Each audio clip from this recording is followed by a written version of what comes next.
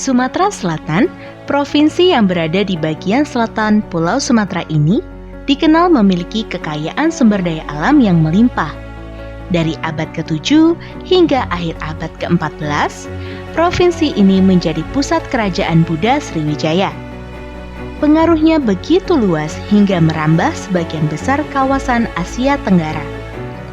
Karena posisi geografisnya yang strategis, Palembang, ibu kota Sumatera Selatan saat ini menjadi pelabuhan berkembang yang sering dikunjungi oleh para pedagang dari Timur Tengah, India, dan Tiongkok. Sebagian wilayah Sumatera Selatan pun dilintasi oleh Sungai Musi. Sungai ini membelah kota Palembang menjadi dua bagian, Ilir dan Ulu. Sejak zaman Kerajaan Sriwijaya hingga sekarang, sungai ini terkenal sebagai sarana transportasi utama bagi masyarakat. Dengan panjang 750 km, sungai ini menjadi sungai terpanjang di Pulau Sumatera. Di balik nama besarnya, Sungai Musi memiliki mitos yang melegenda, Antu Banyu. Antu Banyu menjadi momok yang menyeramkan bagi sebagian warga yang tinggal di sepanjang bantaran Sungai Musi. Tidak hanya anak-anak, namun juga menakuti orang dewasa. Konon, jika tertangkap atau diseret oleh Antu Banyu, sang korban tidak akan kembali dalam keadaan hidup. Menurut kisahnya, Antu Banyu akan membawa tubuh korban ke dasar sungai. Lalu di sana, dia akan menghisap sumsum tulang belakang si korban. Jika ditemukan korban tenggelam di bantaran Sungai Musi, maka seringkali penyebabnya disinyalir karena diseret oleh Antu Banyu. Seiring berkembangnya zaman, nama Antu Banyu saat ini bukan lagi hanya menjadi mitos dan kepercayaan yang berkembang di tengah masyarakat Sumatera Selatan.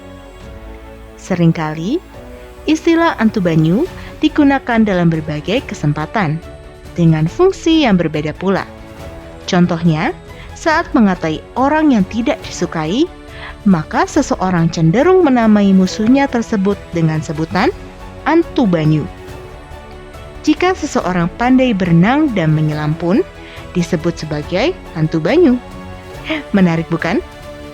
Karenanya, istilah Antu Banyu sekarang sudah menjadi bagian dari bahasa keseharian masyarakat Melayu Sumatera Selatan. Ya, saya mendengar itu dan sering mendengar, khususnya di daerah perairan Sungai Musi. Kalau mitos Antu Banyu itu saya pernah dengar dan saya bisa ibaratnya tuh menjelaskan bahwa memang benar itu ada mitosnya kan.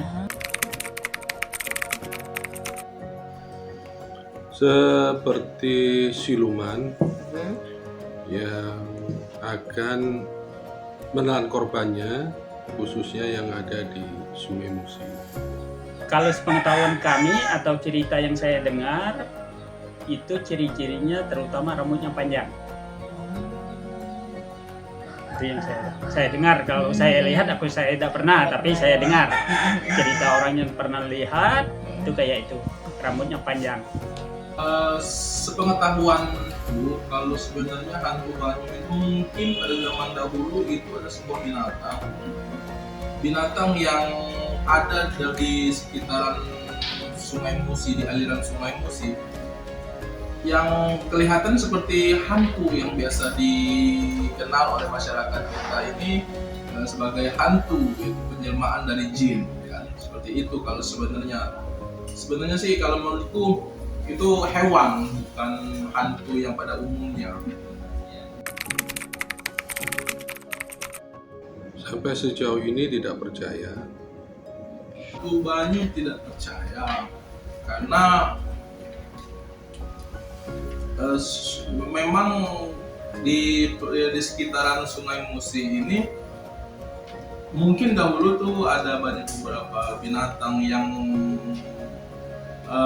suka hidup di sekitaran aliran Sungai Musi, karena zaman dahulu sebagai nenek moyang zaman dahulu untuk mengingatkan cucu dan anaknya itu kan dengan cerita-cerita seperti itu, dengan andai-andai atau cerita-cerita legenda yang membuat bahwa si anak atau si cucu itu hati-hati di sungai sekitar Sungai Musi. Sebenarnya seperti itu sih. Menurut saya ini cukup berpengaruh karena hantu Banyu tentunya suatu legenda yang disampaikan oleh orang-orang tua kita zaman dulu untuk memberikan batasan, khususnya aktivitas di sungai, di perairan, khususnya di Sungai Musi.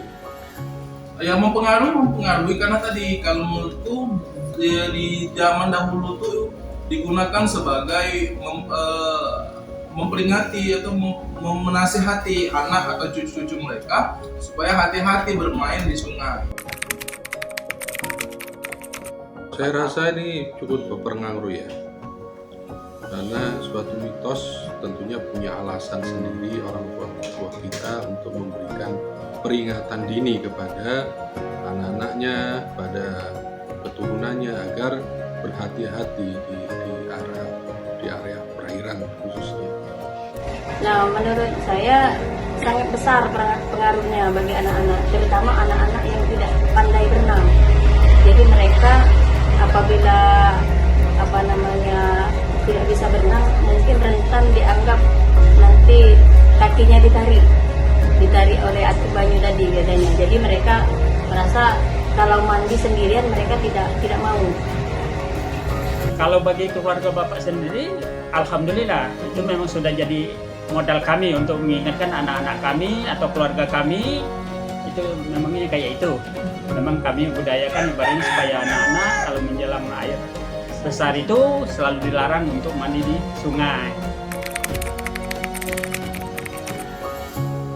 Saya rasa ini adalah punya nilai historis ya, dari budaya khususnya di Palembang.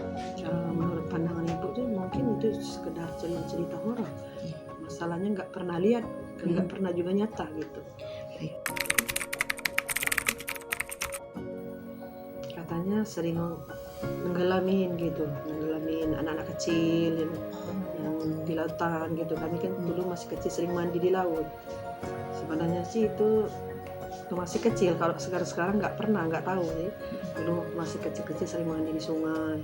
Terus pas kami mandi itu ada teman kami yang tenggelam. Nah, jadi kata masyarakat di sana waktu masih kecil itu yang tenggelam itu diambil hantu Banyu itu. Kalau kejadian itu pernah saya dengar sendiri, kejadian di suatu tempat anak kecil diambil oleh hantu Banyu itu. Suatu cerita yang menarik tentunya akan membawa ketertarikan pada wisatawan, khususnya wisatawan di luar kota Palembang, sehingga ini berdampak pada dunia pariwisata.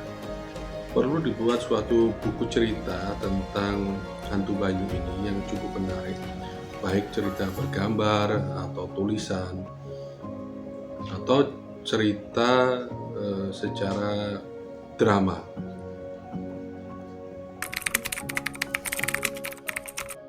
Seperti adanya orang yang suka berenang dan bertahan lama di air atau berenang sangat lama seperti 4 jam, 5 jam atau menyelamnya juga atau menyelam dengan napas yang sangat panjang, itu bisa disebut dengan hantu Banyu karena dia bisa bertahan di air dengan sangat lama. Ya itu kan bisa juga disebut sebagai hantu Banyu, berarti bisa contohnya kayak tadi sebagai orang yang pandai menyelam disebut hantu Banyu, bisa juga disebut seperti itu karena dia menguasai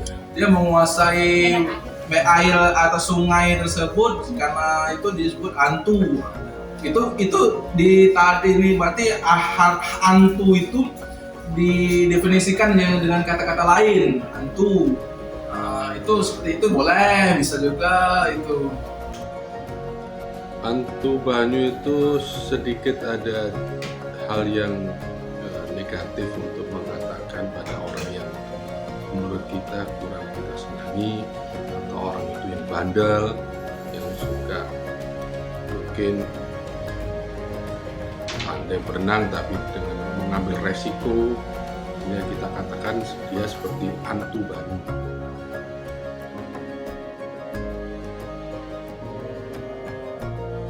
Hantu Banyu bukan hanya menjadi sekedar legenda dan mitos yang ada di dalam masyarakat Melayu Palembang, namun sudah beralih fungsi dengan makna yang berbeda. Istilah hantu Banyu telah menjadi suatu fenomena masyarakat yang unik dan menjadi kearifan lokal bagi masyarakat Melayu Palembang.